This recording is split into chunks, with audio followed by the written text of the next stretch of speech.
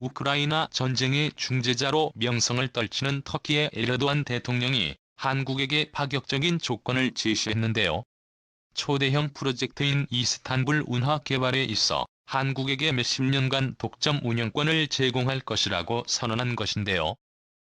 심지어 운하 주변에 한국 해군 기지까지 허가하겠다고 선포했습니다.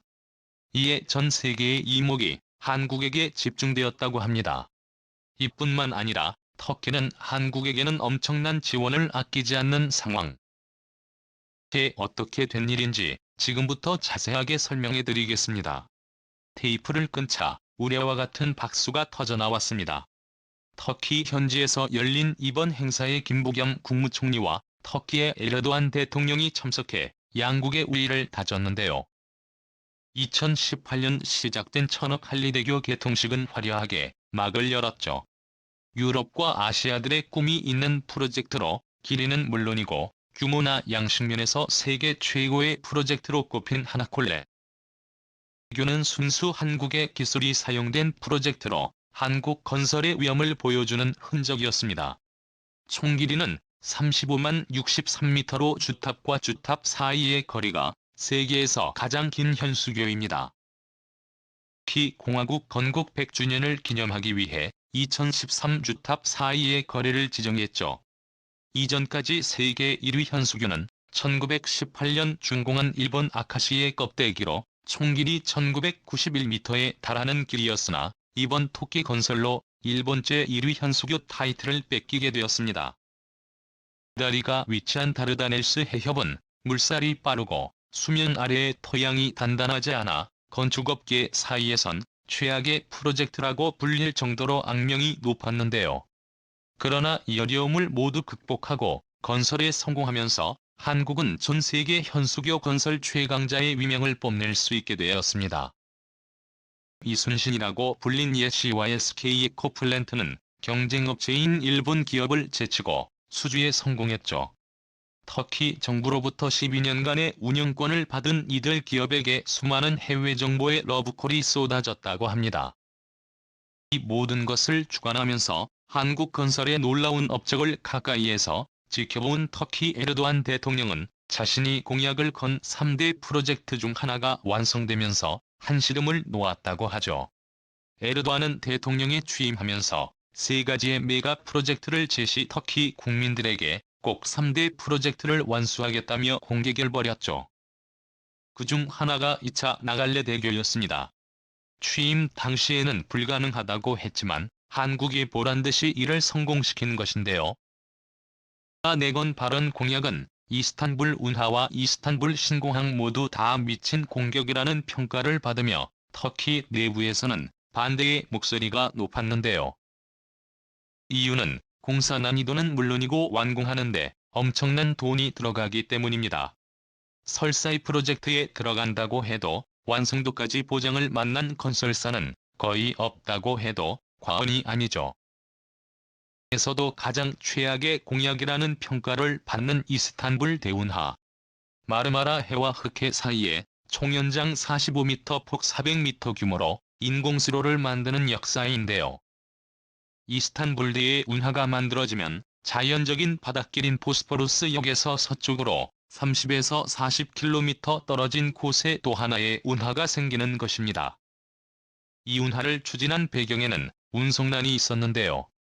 보스포루스 해협은 예로부터 좁고 물길이 센 곳으로 유명해 대형 배들이 쉽게 물류를 운반하기에 부적절한 곳이었습니다.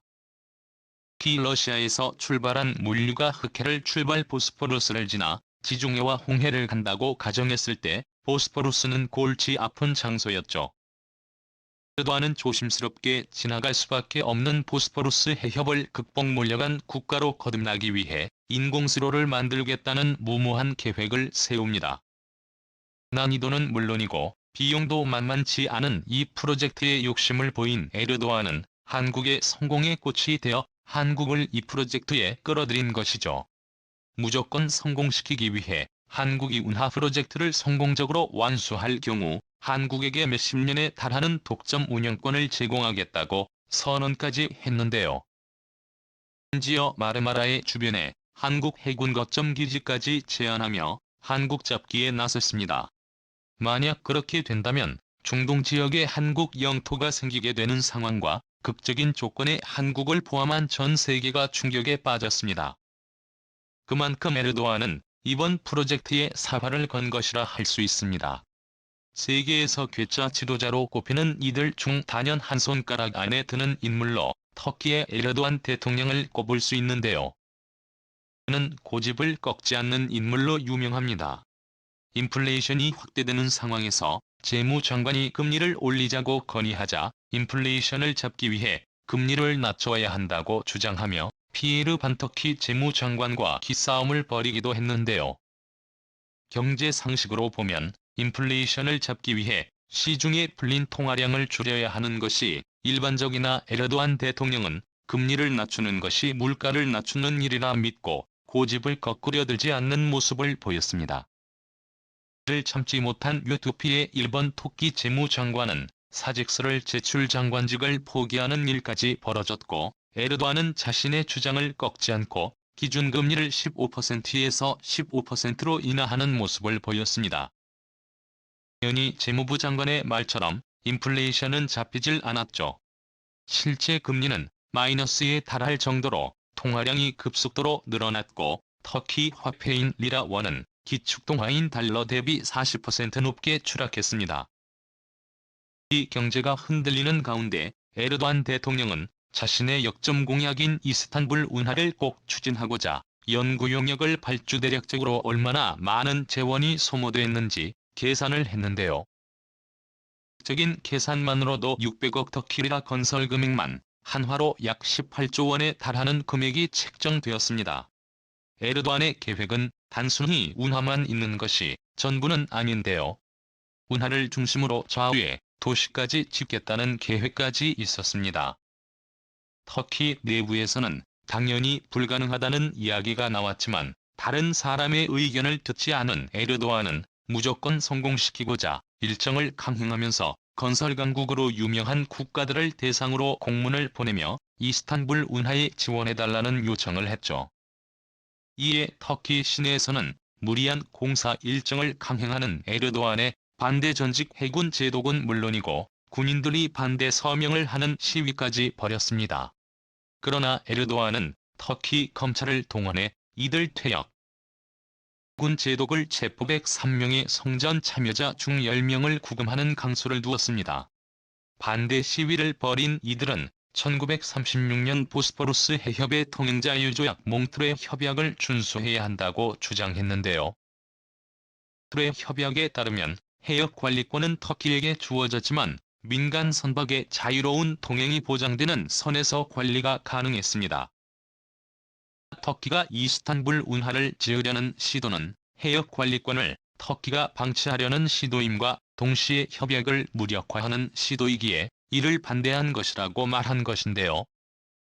실제로 터키는 보스포루스 해협에서 한정적인 권한을 가지고 있기에 에르도안 입장에선 이에 대해 불만을 가진 터였습니다. 그래서 운송난을 해결한다는 명목하에 이스탄불 운하를 파려고 했던 것이죠. 군사를 동원해서 반대 세력을 억누르려 했으나 에르도안의 계획대로 운하 건설을 우려한 많은 건설사들은 참여의 난색을 표하나 에둘러 거절했습니다. 에르도안 입장에서는 당황할 수밖에 없었죠. 그러나 한국 정부가 이 프로젝트에 손을 들고 참여하기로 한 것입니다. 차자 칼리대교는 물론이고 이스탄불 운하까지 한국이 참여한다고 하자 에르도안 대통령은 장기간 운영권을 넘기는 조건까지 약속하며 한국 기업에 대한 감사를 표한 것이죠. 터키는 오래전 6개월 전쟁의 유엔군을 보내면서 한국과 떼려야 뗄 수 없는 관계를 유지한 형제 국가였습니다. 에르도안 대통령 입장에선 한국 덕분에 핵심 공약 2개를 해결할 정도로 그의 든든한 지원군이 되어준 셈인데요. 한국은 신이 보내준 나라라고 말을 하는가 하면 한국 기업들이 터키 주요 프로젝트를 독식하고 있다며 터키 국민들은 한국인이 지은 건물의 혜택을 입고 있다는 말까지 할 정도였죠. 그치지 않고 그는 김부겸 국무총리와의 대화 자리에서 한국과 터키가 제3국에 공동 진출하자는 제안까지 했다고 하는데요. 다른 국가의 공동 진출 제안을 한 적이 없는 에르도안 대통령이 한국을 향해서만 특별히 공동 진출 제안을 한 것은 이례적인 일입니다. 뿐만 아니라 터키를 방문한 김부겸은 총리에 대해 기존 의존 상식을 파괴하는 예우를 보여주었는데요. 대통령인 그가 한국 측 스케줄에 맞춰 직접 김 총리를 찾는가 하면 산악관리대교 개통식 장소로 이동할 때는 에르도안 대통령이 직접 대통령 차량에 탑승할 것을 제안한 한국 총리가 대통령과 같이 개막식 현장에 가는 진풍경이 연출되었죠. 김 총리가 앙카라에서 차나갈레로 이동할 때 터키는 직접 부통령 전용기를 제공하며 의존에 있어 극진한 태도를 유지했습니다. 상상도 못할 대접에 한국 측은 오히려 몸둘 바를 몰랐다고 하죠.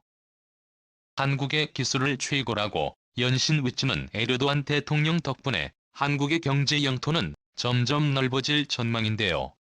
18주에 달하는 프로젝트까지 한국에 맡게 되면 엄청난 이득을 보게 되는 셈이죠. 한국이 앞으로도 세계 어디에서나 주목받기를 바라며 건설은 물론이고 각종 분야에서 한국의 이름이 들려오기를 기원하겠습니다. 취재해줘서 감사합니다.